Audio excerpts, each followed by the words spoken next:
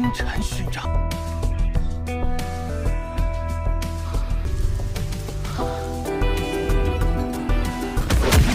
喂，不要让我好！会点群。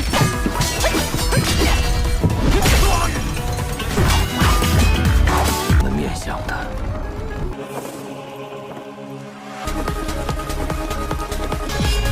与谁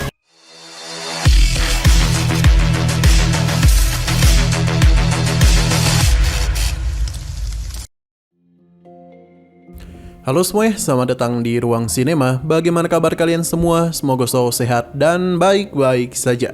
Pada hari ini kita akan kembali melanjutkan series Donghua Slay the God season kedua episode pertamanya. Sedikit sinopsis, Slay the God season kedua membawa kisah Lin Qi ke dalam babak baru yang jauh lebih mencekam setelah dirinya berhasil menyelesaikan krisis besar di Changnan. Setelah resmi dilantik menjadi bagian dari organisasi rahasia Night Watch, pasukan penjaga malam, ia kembali berkumpul dan berjuang bersama teman-temannya di Squad 136. Namun ketenangan itu tidak bertahan lama, karena dunia spiritual kini berkembang menjadi jauh lebih berbahaya. Musim kedua ini menarasikan ujian akhir penuh mara bahaya yang harus dilewati oleh Lin Qi dan teman-temannya. Skala konflik melonjak drastis ketika ancaman kuno berupa dewa-dewa dari mitologi barat mulai menampakkan wujudnya. Sekarang kita akan mulai alur ceritanya. Kita dibawa kepada Lin Qi. Akhirnya diberi penjelasan mengenai sosok-sosok penjaga malam yang selama ini ingin dia ketahui. Jumlah penjaga malam sendiri ternyata sangat banyak, sehingga penjelasan dimulai dari sosok wakil kapten pasukan 036, seorang pendekar pedang abadi bernama Hu Xiangnan. Hu Xiangnan dulunya bergabung dalam pasukan khusus Hujan Biru. Namun 5 tahun yang lalu, pasukannya memasuki sebuah kabut misterius untuk memburu Yamato no Orochi yang menyerbu lautan timur, hingga membuat mereka tersesat di alam Takamagahara dan harus berhadapan dengan Dewa Susanoo. Akibatnya, seluruh anggota pasukan Hujan Biru musnah. Hu Xiangnan menjadi satu-satunya yang berhasil bertahan hidup, meski dengan kondisi terluka parah hingga kedua tangannya tidak bisa lagi digunakan. Selanjutnya diperkenalkan pula Kapten Pasukan 036 Chen Muye, yang dijuluki sebagai ketidakkekalan hitam. Chen Muye sebelumnya pernah bergabung dengan pasukan 036 di kota Sanjing. 9 tahun lalu, ia menerima tugas untuk mengakhiri sebuah bencana kiamat, dengan lawan yang tak lain adalah Ordo dari Dewa Siwa. Di tengah pertempuran besar itu, jejak Chen Muye tiba-tiba menghilang tanpa jejak. Namun saat Chen Muye kembali muncul, entah mengapa kekuatannya tidak pernah meningkat lagi sejak kejadian tersebut. Lin Qi sendiri sama sekali tidak menyangka bahwa masa lalu ternyata jauh lebih kelam, mengingat pernah terjadi sebuah perang dewa di Dacia. Dengan demikian, kedua kasus ini tergolong sangat langka, bahkan hampir mustahil untuk dijelaskan secara gamblang. Sebagai penutup penjelasan, disampaikan pula nasihat penting bagi Lin Qi. Setiap penjaga malam memiliki rahasianya masing-masing. Lin Qi，的面向的。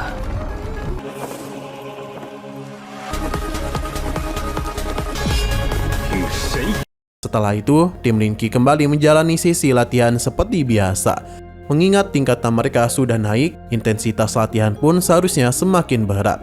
Akan tetapi, untuk hari ini latihan justru dibatalkan karena ada 2 agenda khusus. Pertama, mereka akan menerima medali sebagai tanda jasa penjaga malam, yang terbagi menjadi 4 jenis dari tingkat terendah hingga tertinggi. Medali api bintang, medali cahaya bintang, medali rasi bintang, dan yang terakhir kehormatan tertinggi bagi seorang penjaga malam, medali lautan bintang. Medali lautan bintang sendiri hanya pernah dimiliki oleh kurang dari 10 orang sepanjang sejarah. Dalam 5 tahun terakhir saja, satu-satunya penerima kehormatan itu hanyalah kapten dari kelompok bertopeng, yakni Wang Mian. Namun pada hari ini daftar penerimaan tersebut akan bertambah menjadi 1 nama lagi, yaitu Lin Qi. 6 bulan terakhir, jasa Lin Qi memang terbukti sangat banyak, mulai dari menyelamatkan timnya, hingga mengalahkan beberapa dewa kuno seperti Sinu dan Ratu Medusa. Berkat rangkaian pencapaian itulah, Lin Qi dianugerahkan medali rasi bintang, atau biasa disebut sebagai bintang 3, menjadikannya satu-satu pemuda yang berhasil mencapai tingkat bintang ketiga. Meski demikian, Linky sendiri tampak kurang begitu tertarik dengan medali tersebut. Perhatiannya justru tertuju pada sebuah pin bergambar dua pedang yang menyertai medalinya. Mungkin sebagian dari kalian sudah bisa menebak makna di baliknya. Linky hanya bisa menghela napas panjang mengingat masa lalu yang begitu kelam serta harapan yang bisa ia pegang erat hingga kini.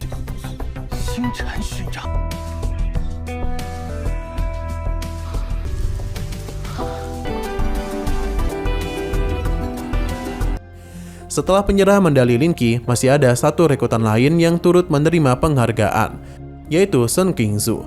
Ia dikenal sebagai sosok yang berjasa besar saat badai salju yang dikerahkan Dewa Kuno melanda. Ia berhasil menyelamatkan separuh kota dan dianugerahkan medali cahaya bintang. Dengan begitu, sesi pemberian medali resmi berakhir. Memasuki agenda kedua, para prajurit baru yang akan segera lulus diuji sebagai penjaga malam Angkatan 039.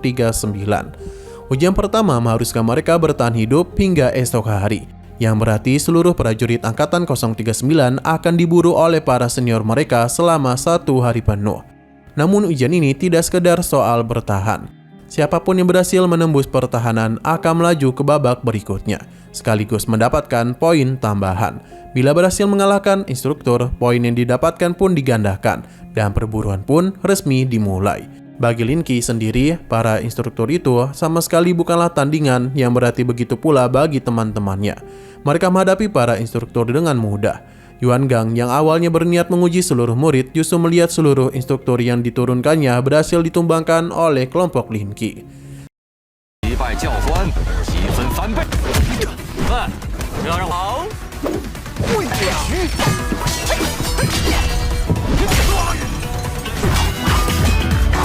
Sebagai ketua ujian, Yuan kemudian memutuskan untuk meningkatkan intensitasnya.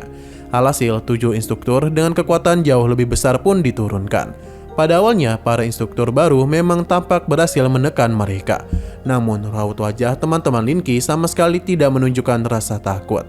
Sebaliknya, mereka justru menikmati pertempuran tersebut. Bahkan, Sun Qingzu meminta lawannya untuk berjuang lebih keras, karena dia merasa belum benar-benar diuji secara maksimal.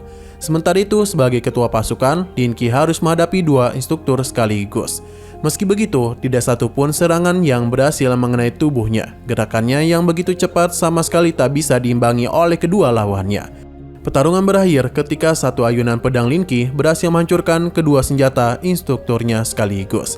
Menyaksikan hal itu, instruktur Yuan Gang hanya bisa menggelengkan kepala sambil berkomentar. Bocah ini ternyata sangat kuat. Bisa mengimbangi 2 instruktur yang kekuatannya tidak dibatasi sudah tak masuk akal lagi baginya. Seharusnya dia itu sudah menyadarinya sejak dulu. Kalau Dewa Kuno saja bisa dilawan, apalagi sekedar instruktur seperti itu. Di sisi lain mereka dihadapkan pada kenyataan pahit. Prajurit yang dikalahkan oleh para instruktur akan kehilangan ingatannya. Lebih tepatnya, ingatan mereka sebagai penjaga malam akan dihapus sepenuhnya. Meski terdengar kejam, mereka sebenarnya sudah memahami konsekuensinya ini sejak awal. Jika tak berhasil menjadi penjaga malam, maka kenangan semacam itu memang tidak perlu dimiliki. Disinilah letak sisi pro dan kontra yang tergantung pada sudut pandang masing-masing. Yang lebih mengejutkan, perburuan ternyata belumlah berakhir. Di titik itu, gempuran yang jauh lebih besar masih menanti kali ini, berupa hujan bom dalam jumlah yang sangat banyak. Bagi Linky, Molly, Sun Qingzu, dan yang lainnya, intensitas serangan semacam itu sudah tergolong tinggi, meski mereka masih sanggup menghindarinya. Namun mereka memiliki kekhawatiran yang sama terhadap satu rekan yang tak bisa menghindar secepat mereka, yaitu Bailey Tuming alias si gemuk melimpah harta. Kekhawatiran Molly dan Lee sebenarnya berlebihan, sebab Bailey Tuming memiliki kemampuan jam mental yang membuat pergerakannya menjadi sangat cepat. Meskipun belum mampu mengendalikannya secara sempurna, ia tetap berhasil menumbangkan 2 instruktur sekaligus melindungi teman-temannya dari bom berjatuhan.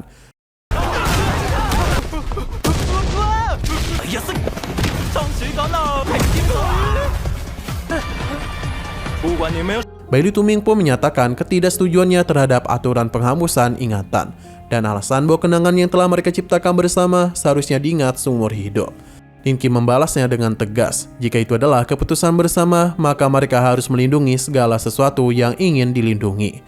Pernyataan itu pun membakar semangat seluruh anggota penjaga malam Angkatan 039, hingga mereka bangkit dan bekerjasama untuk mengalahkan ke-7 instruktur pemburu satu persatu. Pada akhirnya seluruh instruktur berhasil ditumbangkan, dan angkatan ini pun mencetak rekor sejarah baru sebagai angkatan tercepat yang berhasil mengalahkan instruktur pemburu, sekaligus angkatan dengan tingkat solidaritas paling kuat. Meski demikian, ujian masihlah jauh dari kata selesai. Instruktur Yuan Gang justru semakin tertantang. Ia menegaskan bahwa jika mereka masih memiliki banyak tenaga tersisa, ia tidak akan ragu menurunkan kekuatan yang jauh lebih besar. 3 kontainer pun dijatuhkan, sembari diumumkan bahwa ujian tahap pertama telah resmi berakhir, dan mereka akan memasuki tahap kedua. Instruktur Yuan Gang kemudian memberikan perintah tegas, habisi makhluk misterius tingkat Yuan di area pelatihan itu, dengan satu harapan agar mereka tidak sampai terbunuh oleh ketiga makhluk tersebut. Setelah itu, satu kontainer kemudian terbuka memperlihatkan sebuah rubik yang tiba-tiba berputar, diikuti tanah di sekitar mereka yang bergerak dan tujuan memisahkan mereka satu persatu. Pada saat itu, Seng Qingzu yang sempat bertemu dengan Ling Qi sebelum terpisah hanya berpesan agar tetap berhati-hati, sekaligus menantangnya untuk membuktikan siapa yang pantas menyandang peringkat pertama. Pada akhirnya, meski keduanya tetap bersahabat, persaingan untuk merebutkan posisi puncak tetap menjadi semangat utama yang mereka pegang.